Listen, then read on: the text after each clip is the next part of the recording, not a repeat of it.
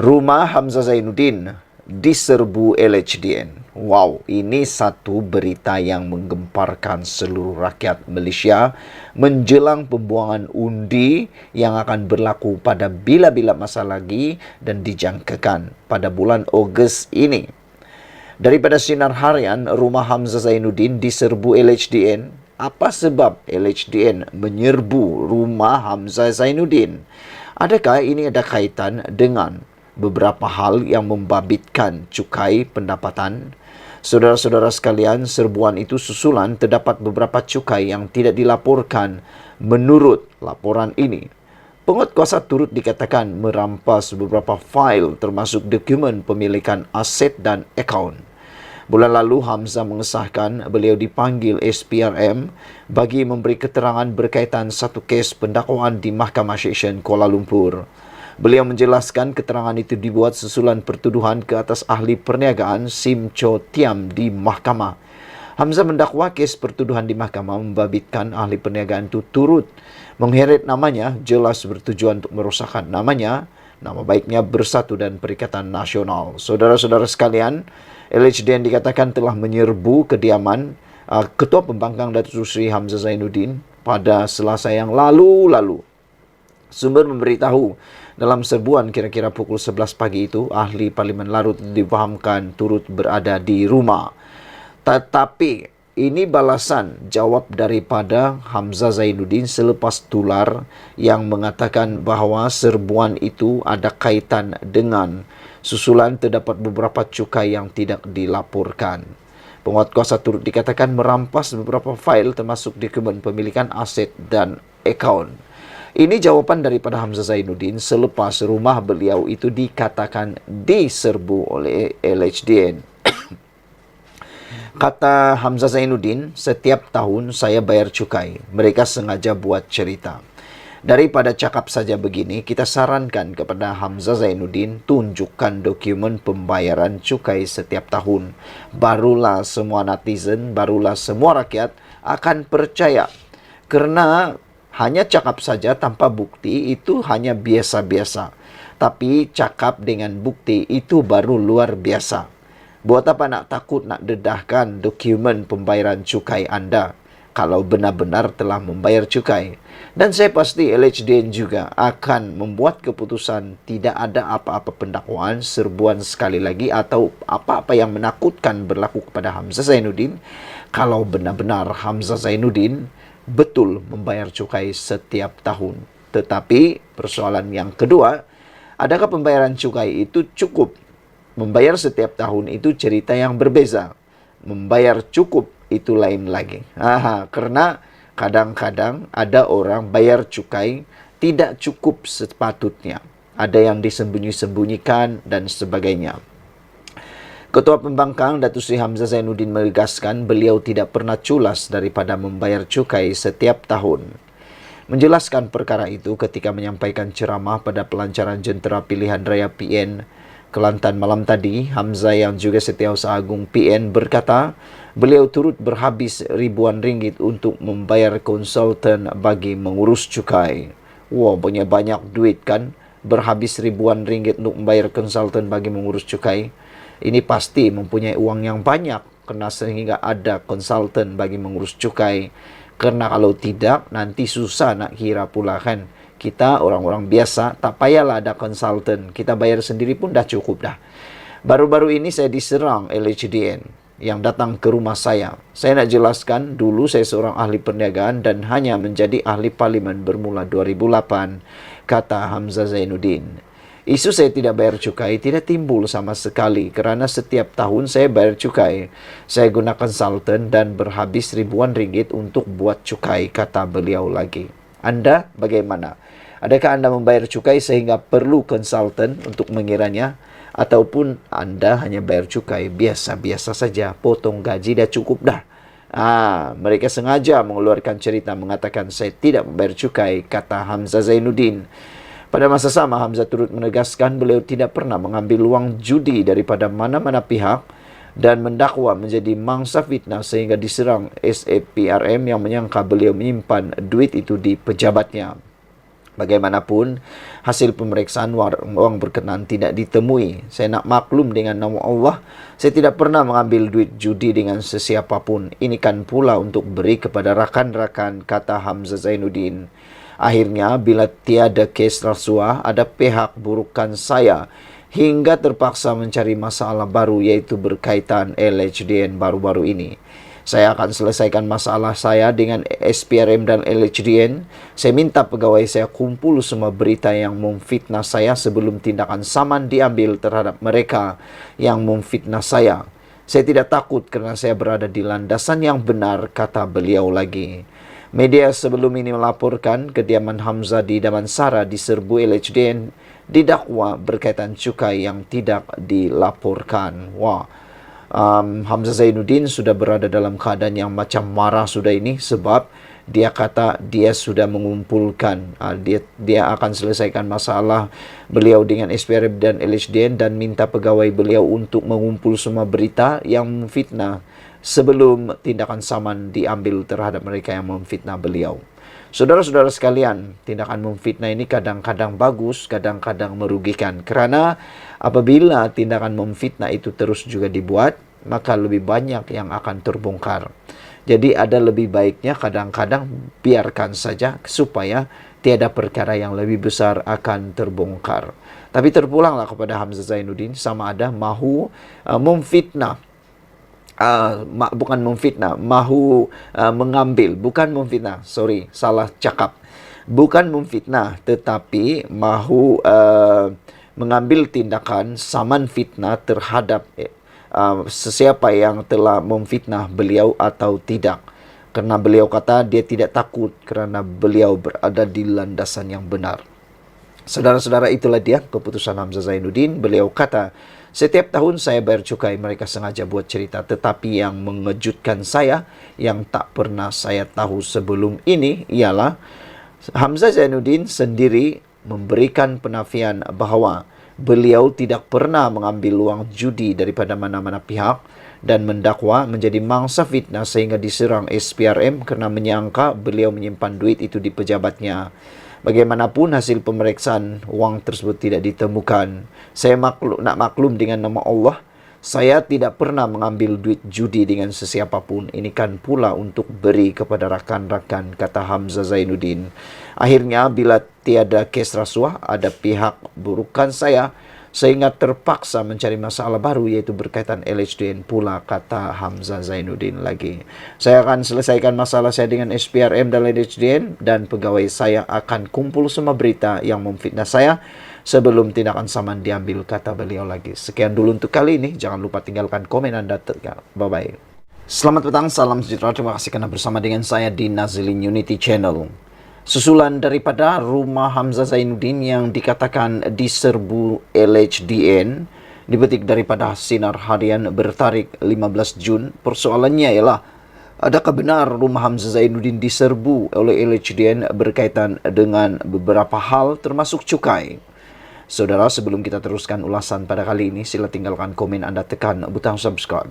Saudara-saudara sekalian, satu perkara yang saya tertarik tentang isu kali ini ialah apabila ada satu laporan yang ditulis dalam portal berita menulis satu saranan dan cadangan supaya semua pemimpin dalam kerajaan dipaparkan pembayaran cukai tahunan mereka di dalam laman web LHDN. Ini untuk menghapuskan persepsi kononnya selepas jadi pemimpin kerajaan barulah LHDN kejar mereka. Tetapi pada pendapat saya, perkara itu bukan lebih baik kalau dia diperbaiki dan diperhalusi. Saya setuju dengan perkara itu, supaya sebenarnya saya setuju dengan perkara itu kerana dan supaya para pemimpin dalam kerajaan tidak lagi bekerja dengan sambil lewat, ataupun mereka melupakan tentang bayaran cukai mereka. Tiada keistimewaan untuk para pegawai ataupun pemerintah untuk bersembunyi daripada tidak membayar cukai. Tiada alasan dan keistimewaan. Oleh sebab itu saya setuju. Tetapi cadangan saya ialah, selain daripada pemimpin kerajaan yang disarankan ditulis pembayaran cukai tahunan mereka dalam laman web LHDN, Selain daripada mereka, saya juga mencadangkan supaya semua ahli politik yang ada di Malaysia, tidak kiralah mereka ahli parlimen ataupun ahli Dewan Undangan Negeri, asal saja mereka mewakili sesuatu dewan, sama ada Dewan Parlimen, Dewan Rakyat ataupun Dewan Undangan Negeri, wajib untuk mereka mengisytiharkan harta, itu pertama. Yang kedua, wajib untuk LHDN memaparkan pembayaran cukai mereka setiap tahun dimasukkan dalam laman web LHDN. Ini supaya semua rakyat dapat melihat bahawa berlaku ketelusan dalam sistem pemungutan cukai LHDN. Selain daripada itu, kita juga dapat melihat sejauh mana kekayaan ahli-ahli parlimen dan ahli Dewan Undangan Negeri yang ada di Malaysia bagi mengelakkan mereka mengaut keuntungan dan kekayaan yang sepatutnya tidak mereka peroleh. Karena kita tahu sekarang ada sudah banyak tindakan undang-undang pendakwaan yang dibuat, sama ada serbuan oleh LHDN maupun PDRM maupun immigration atau pihak berkuasa, yang mendapati memang terdapat beberapa orang yang telah melakukan salah laku. Bahkan ada beberapa pemimpin yang telah pun didakwa atas kegagalan membayar atau menunaikan tanggungjawab membayar cukai kepada LHDN. Jadi apa pendapat kamu, saudara? Adakah anda setuju dengan pendapat saya itu supaya semua orang yang bergelar ahli parlimen ataupun ahli Dewan Undangan Negeri turut dikenakan tindakan menyenaraikan mereka dalam laman web LHDN untuk lebih telus dalam pembayaran cukai? Ini semua gara-gara satu saranan yang telah diberikan oleh pemimpin di Malaysia.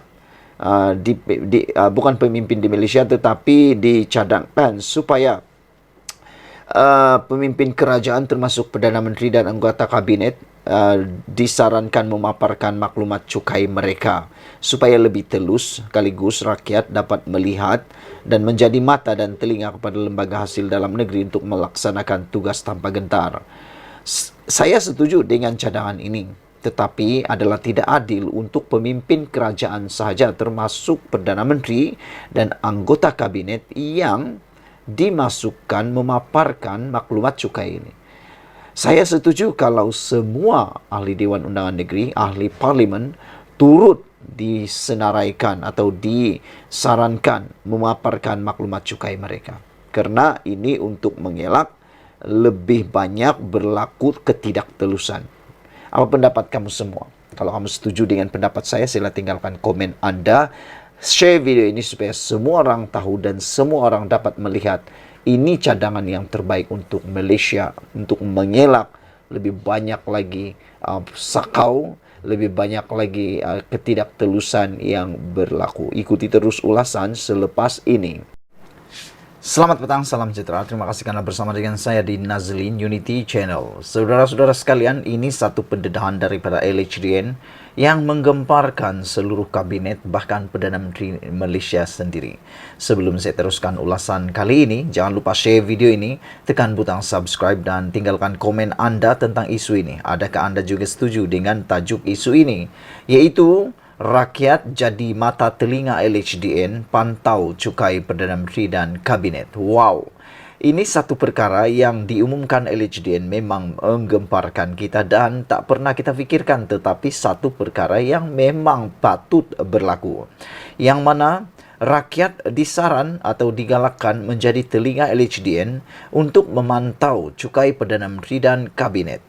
Bagus jugalah seperti ini, bukan saja kepada Perdana Menteri sekarang ini, tetapi kepada Perdana Menteri yang akan datang, bahkan ahli-ahli kabinet, menteri-menteri yang akan datang turut akan diketahui adakah cukai mereka tidak dibayar atau belum dibayar. Karena kita selalu nampak dalam berita-berita sekarang memaparkan yang mana termasuklah menteri-menteri, orang-orang kaya didakwa kerana tak membayar hutang LHDN. Tak membayar LHDN.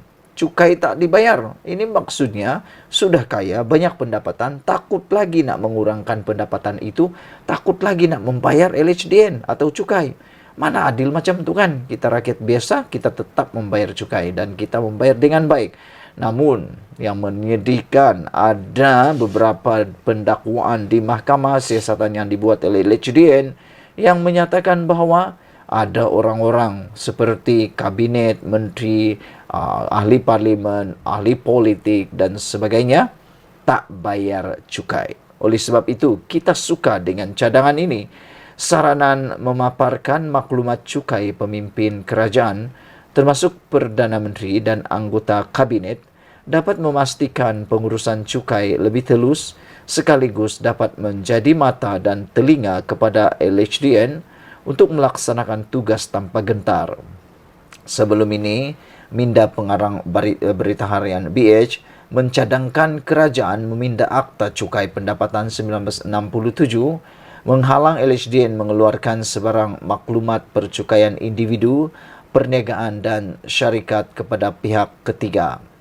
Pindahan itu dapat mengecualikan golongan tertentu seperti anggota pentadbiran kerajaan supaya masyarakat boleh melihat sendiri dan memantaunya seperti dilakukan dalam pengisytiharan harta dan Suruhanjaya Pencegahan Rasuah Malaysia SPRM, sekaligus dapat menghapuskan persepsi LHDN hanya mengejar pemimpin kerajaan selepas tidak lagi berkuasa.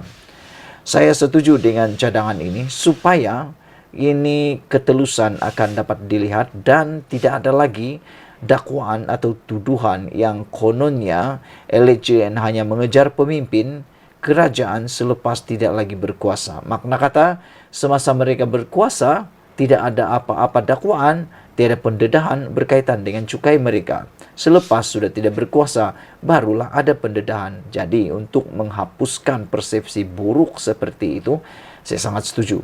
Supaya akta diubah suai atau dipindah dan juga paparan di dalam maklumat LHDN berkaitan dengan cukai Perdana Menteri dan juga barisan kabinet perlulah ditunjukkan dengan lebih telus melalui laman web LHDN.